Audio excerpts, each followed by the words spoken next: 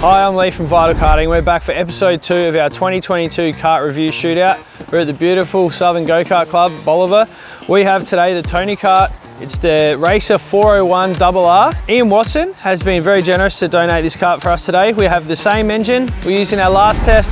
We've got the same tyres, and everything on the kart is how you get it out the box. So we'll be comparing this to our previous kart, the Arrow X6.1. We'll be going through all the categories and seeing how it rates up against it.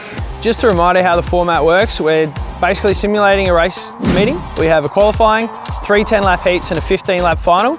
We're using the LeCon LH03 tyres, the restricted class tyre, standard axle, everything out the box as it would come. These are basically the standard for go-karts. Since 2012, they've won every OKJ championship, world championship. So before we get on track, let's have a look at some of the key features of the Tony Kart RACER 401 RR. All right, so the 401 RR comes with the camber and caster adjusters, lots of adjustment there. We have the MXJ magnesium wheels. They come with the OTK axles. This one comes standard with the N. A really nice feature is all the magnesium components. If you have a look at them, they're really shiny and they are basically the standard of kart components. Magnesium bearing carriers, self-adjusting rear brakes, big ventilated disc, gripper steering wheel, and they're plastics. They come up with their own plastics. They don't use KG. They're the original OTK, and they have this aerodynamic NASA panel, which they've developed themselves. But if you're a purist, Tony Kart are the original. If you want something different though, there are multiple brands of Tony Kart. They're the exact same thing, they're just different colors. You've got the Cosmic, the Lando Norris, the EOS, the Red Speed, the Esprit, now a Gillard. So Gillard's gray, Esprit's fluoro orange. We'll put a link in the below so you can see where you can get whatever color kart you want from. All right, let's get on track.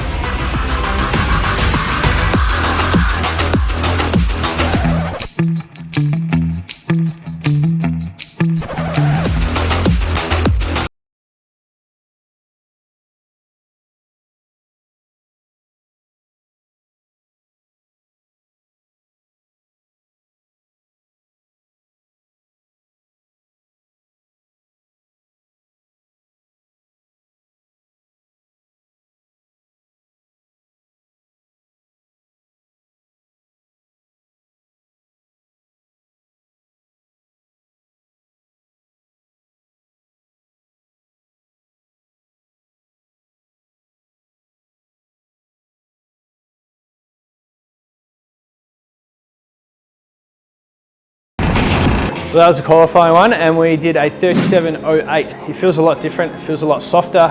What I'm going to do for this one is move the rear out to 1400, the max we're allowed to go, and I'm going to slightly stiffen up the front bar, because what's happening is it's turning, but it's not very direct, and then when it does turn, the back starts to hop. It is because I'm a little bit bigger of a driver, and with these changes, hopefully we can get it going a little bit quicker.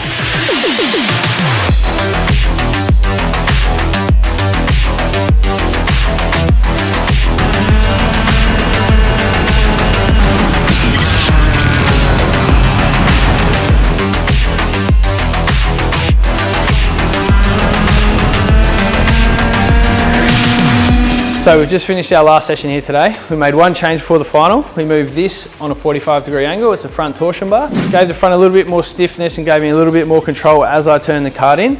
And I was able to do a lot more consistent times. They were our quickest of the day. For me, you need to change a few things on this to make it the speed of the other one, as I believe that's a little bit stiffer and suits me a little bit better.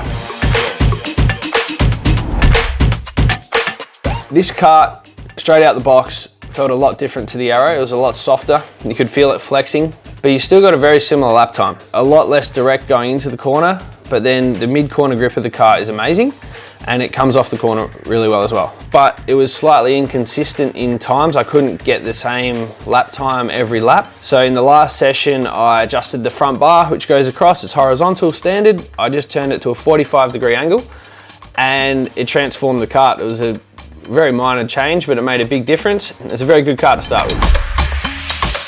The best lap time we did today was this 36.9, so it was a 10th off the Arrow. We're dealing with the setup out of the box here, so it didn't suit me as good as the Arrow out of the box, but once we did make our change, like I said, it was very, very close. And in the last session today, we got within a 10th for the whole session. So comparably, you just make your adjustments and it will be as quick as the Arrow. So next up, we have the weight. and unfortunately it's 3 kilos heavier than the Arrow.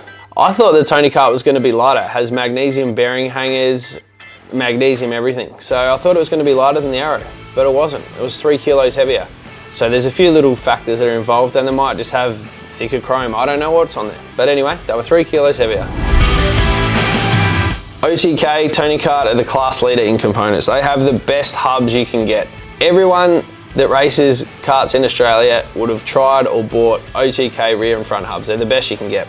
Also, they have one of the best ranges in axles, short axles, long axles, everything is quality. Only thing it lacks against the Arrow is adjustability. To get your beautiful magnesium parts off your hub, you have to smash a screwdriver in them. It's not great fun. To lock your steering wheel off, you have to put a big clamp on there and dent it all. So this is where the Arrow sort of wins again. They come up with innovative ideas to make your life easier at the track. If you're trying to bash an axle out and you got to race in 2 races, you can do it with the Arrow and it's stress-free. If you're doing it with the Tony Kart, there's a little bit more to it, there's a little bit of hassle, and you're also a bit nervous because you don't really want to be damaging these expensive magnesium parts.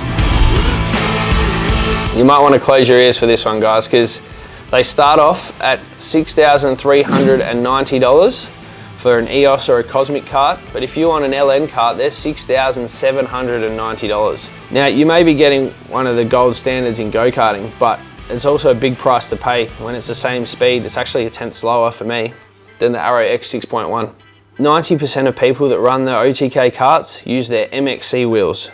They are $940 a set. So if you add that on, you're in the 7,000s. And also, most people run a harder axle, and they're around $300.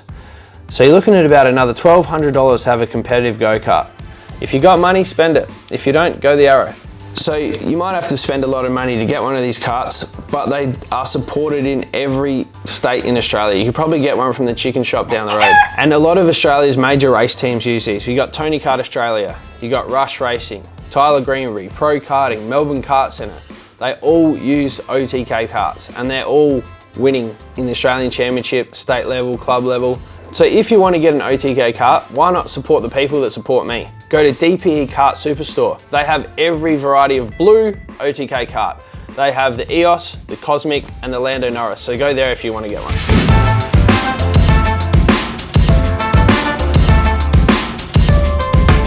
Hey guys, just finishing up our second review video here of the Tony Kart RACER 401 RR. A great go-kart, it's expensive, but you get the support if you go anywhere in Australia. Let us know what you think below, and we'll be back soon with another review video.